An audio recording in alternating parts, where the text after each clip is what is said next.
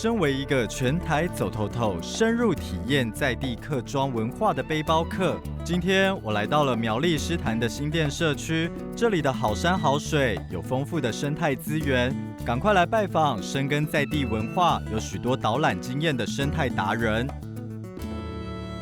大哥你好，你好，我是道玄。你好，道玄。我刚走进来，我发现这里的环境啊，非常的宁静，而且好亲近大自然哦。这本身就是一个生态教室，像刚才我整理的这一株有没有？客家话叫蜂米臭、凤尾草，你看它这边有没有？上面烈焰很漂亮。我们本身也在做一些环境的教学。哇，那可以带我去里面参观看看吗？可以啊，当然可以，好啊，好。透过社区居民的号召，与学校合作举办生态讲座及环境导览志工，介绍当地有丰富的文史以及生态资源。道玄，你知道吗？像这个以前可以当绳子来用，因为它很坚韧哦。然后这个叶子那么大片，也可以包粽子，月桃粽。这个还可以拿来包粽子。对，那客家话是 giao。这个叶子是不是跟这个长得好像哦？哦，很像。不过那个是碎 giao。我们国语叫野姜花，这个来，道玄，你闻闻看味道。这个吗？对，你闻闻看，你把它捏一捏，闻闻看。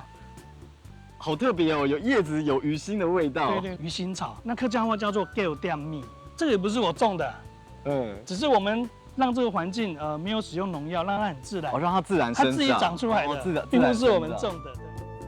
取材于大自然，也回馈于大自然。社区推广生态，有免费的生态导览，认识客庄常见的动植物与生活息息相关。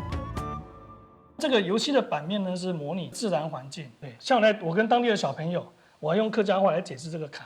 这个季节最夯的就是它了，客家话叫做火焰虫，火焰虫。只要这个地方没有受过农药的污染，那火焰虫就会存在在这边。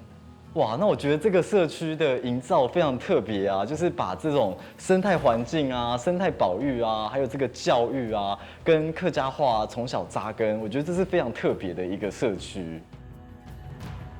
丰富的活动与游戏不仅保留古早的生活智慧，还能让居民重新审视客庄的生活环境，学会环境保育，推广环境永续经营的价值。更与当地的发展协会一起带动社区发展，让客庄的好山好水让更多人看到。